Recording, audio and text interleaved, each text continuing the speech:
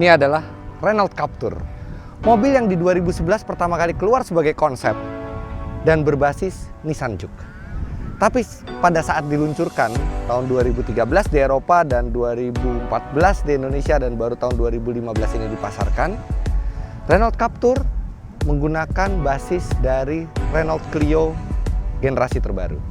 Anda mungkin berpikir bahwa ini adalah mobil hobi yang mungkin pasarnya tidak akan banyak, tapi tunggu dulu. Di Eropa tahun 2013 mobil ini mencatat 84.000 unit penjualan.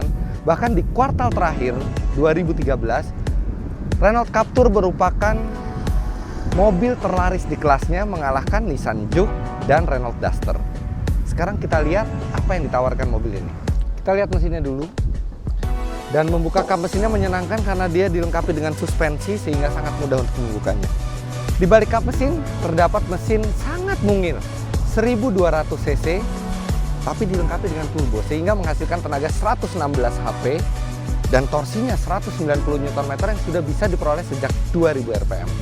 Renault mengklaim mobil ini bisa melaju 0 sampai 100 km per jam dalam 10,9 detik serta bisa mencapai kehematan 19 km per liter.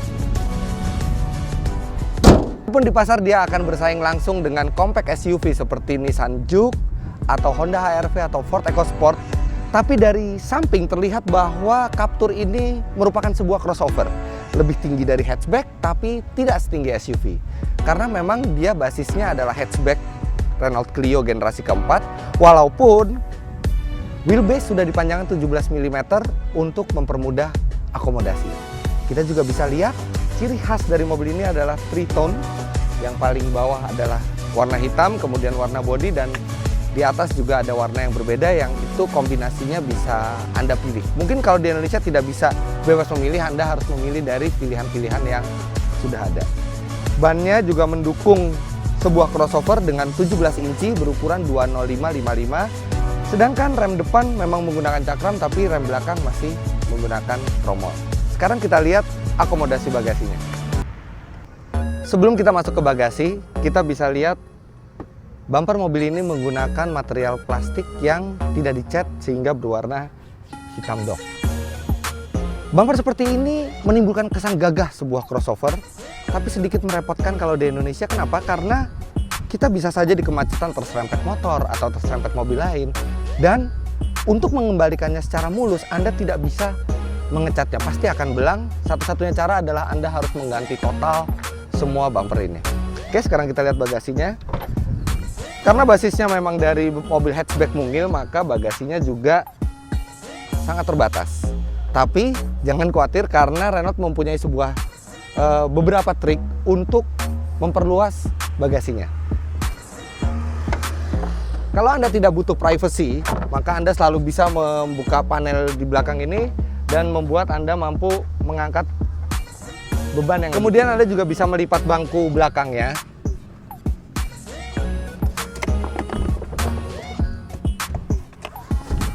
Dan mendapatkan space yang lebih lega serta lumayan rata untuk membawa barang yang panjang. Masih kurang, Anda bisa lepas lantai bawahnya dan mendapatkan sekitar 70 liter lagi penyimpanan di bawah.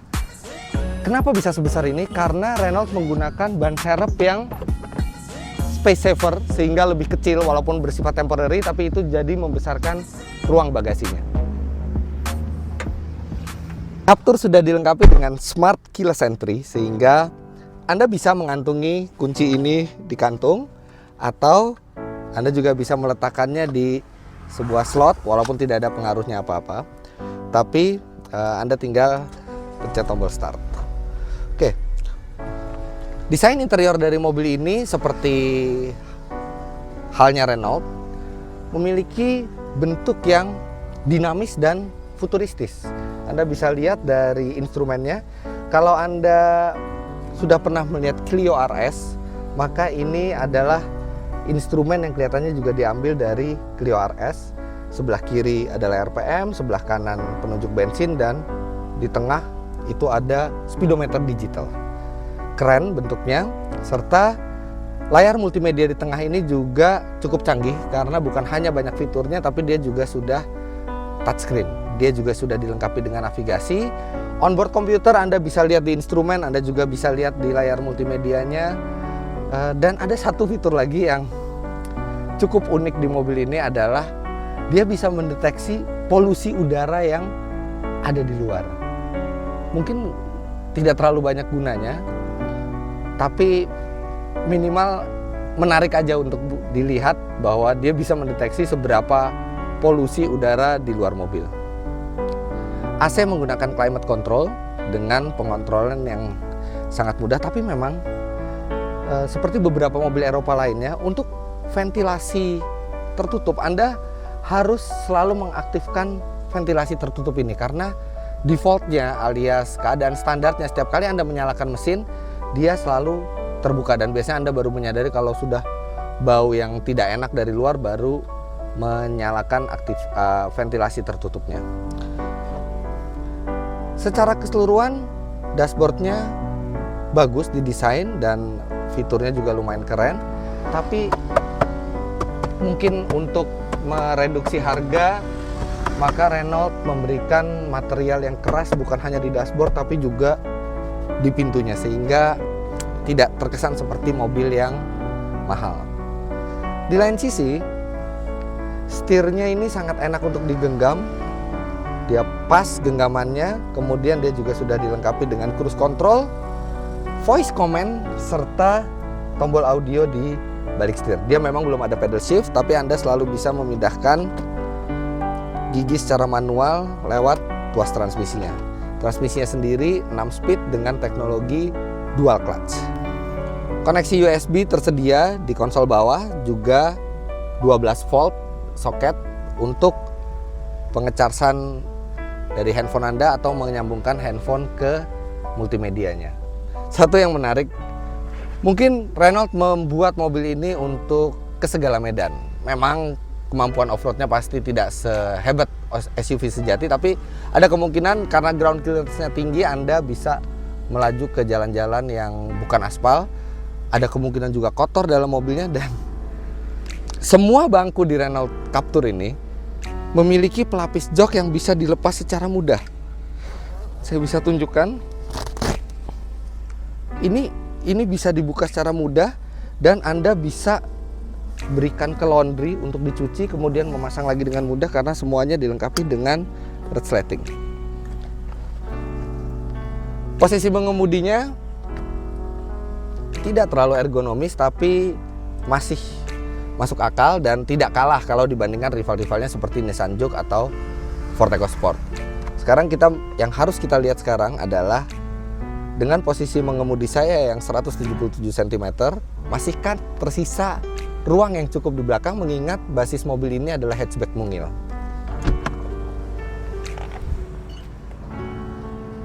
Ternyata masih ada ruang kaki yang cukup memadai dan kolong kursinya juga cukup tinggi sehingga telapak kaki Anda bisa masuk ke bawah jok depan. Headroomnya juga masih tersisa sekitar 3 cm untuk saya yang posturnya lumayan tinggi. Sandaran bangkunya sendiri cenderung tegak, sehingga mungkin untuk perjalanan yang sangat jauh tidak terlalu nyaman, tapi mobil ini masih sangat layak untuk digunakan 4 orang, walaupun untuk 5 orang pasti sedikit agak pepet-pepetan di sini. Untuk kepraktisan sendiri, dia mempunyai 6 buah cup holder, 4 di depan, 2 di belakang.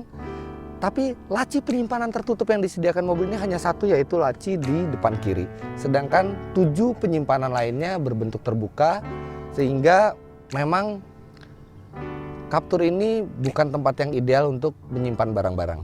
Satu yang langsung terasa dari mobil ini adalah bantingan suspensinya yang sangat dewasa. Khas mobil Eropa, dia tidak lunak, dia cenderung sedikit keras, tapi kerasnya itu lebih ke arah menjaga mobil supaya manuvernya tetap sangat baik, dan dia tidak ajut-ajutan. Dia karakternya benar-benar seperti mobil Eropa, firm atau sedikit kaku tapi tetap lembut. Harus diakui memang mesinnya sangat mungil, 1200 cc, tapi dengan turbo torsinya sangat besar.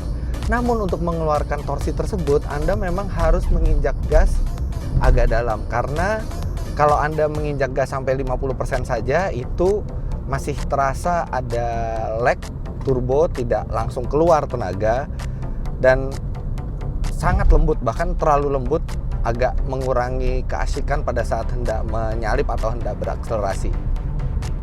Apalagi kalau Anda aktifkan mode Eco, dia memang lebih hemat 10% dibandingkan tidak menggunakan mode Eco, tapi karakter mesin dan transmisi dilambatkan lagi sehingga Anda harus menginjak gas lebih dalam lagi untuk mendapatkan akselerasi yang memadai. Tapi untuk di dalam kota mungkin ini tidak apa-apa. Kehematan mobil ini di rute dalam kota dengan kecepatan rata-rata 22 km per jam mencapai 11,7 km per liter. Kemudian untuk di rute jalan tol, mobil ini mencatat 18,5 km per liter. Cukup hemat, tapi memang Anda harus menggunakan bensin beroktan 95 untuk menjalankan mobil ini. Minimal, bahkan kalau di Eropa harusnya oktan 98. Berbicara masalah performa, ketika Anda tekan pedal gas sampai habis, sampai menyentuh kickdown, barulah terasa tenaganya cukup kuat. Memang tidak fantastis, tapi 0 sampai 100 km per jam dicapai dalam 10,7 detik, yang artinya itu sangat baik untuk sebuah crossover dengan mesin hanya 1200 cc. Di jalan tol, mobil ini juga enak karena dia dilengkapi dengan transmisi 6 speed dual clutch, perpindahan giginya sigap, kemudian di 100 km per jam mesin hanya berputar 2200 rpm, sehingga tidak banyak kebisingan mesin yang masuk ke dalam. Kebisingan dari luar juga diredam cukup baik oleh mobil ini. Suspensinya juga stabil, bermanuver di jalan tol, tapi juga masih cukup lembut. Lantas, ada satu hal lagi yang akan membuat Anda semakin nyaman berkendara dengan mobil ini, yaitu kalau Anda tahu hasil dari crash test atau tes tabrak mobil ini di Eropa. Dia salah satu yang terbaik dari semua mobil yang ada di pasaran dan jelas yang terbaik di kelasnya dengan 5 bintang Euro NCAP. Artinya mobil ini benar-benar luar biasa karena kita tahu tes tabrak di Eropa itu adalah salah satu uji yang terberat. Standarnya paling tinggi, jauh di atas ASEAN NCAP. Tapi ada satu hal yang mungkin akan menghalangi sebagian besar orang untuk membeli mobil ini, yaitu harganya. Sulit bagi saya untuk menghaluskan ini, tapi mobil ini mahal. 380 juta rupiah on the road. Sedangkan rival sekelasnya jika Anda mengambil Nissan Juke atau Ford EcoSport berada di bawah 300 juta rupiah. Mobil ini pun harganya sudah dekat ke medium SUV di atasnya seperti X-Trail atau CR-V. Salah satu alasannya adalah karena mobil ini dibuat secara CBE, sehingga mengusung pajak yang tidak murah. Yang dijual oleh mobil ini benar-benar adalah faktor keamanannya, faktor kenyamanannya, serta desainnya yang unik. Mobil ini memang bukan dibuat untuk perjalanan yang jauh, tapi Renault sudah melengkapinya dengan fitur cruise control. Cruise control itu diaktifkan lewat tombol di konsol tengah. Kalau ke depan ini speed limit, untuk di dalam kota atau dimanapun Anda bisa set speed limitnya sendiri. Kemudian kalau dipencet ke belakang, tombol ini akan mengaktifkan cruise control sehingga cukup nyaman kalau Anda berada di tol luar kota yang lengang, yang tidak terlalu ramai. Sedangkan kalau di tol yang ramai seperti di tol dalam kota Jakarta, mungkin fitur ini tidak terlalu terpakai.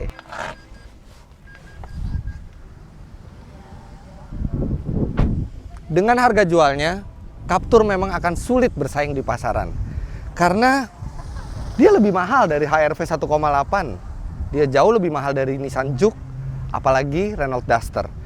Dia juga sudah mendekati harganya ke Honda CR-V atau Nissan X-Trail.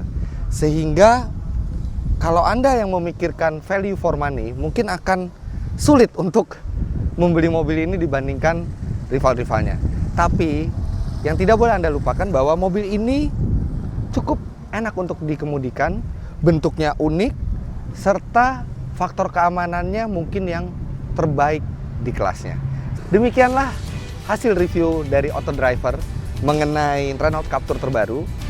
Jangan lupa klik like serta komen atau kritik supaya kami kedepannya bisa lebih baik. Untuk review yang lebih jelas, Anda bisa juga membacanya di Car Review serta buka ke www.autodriver.com. Sampai jumpa di review kami berikutnya. Terima kasih sudah menyaksikan. You know how to give and how to take. You see every hope I locked away.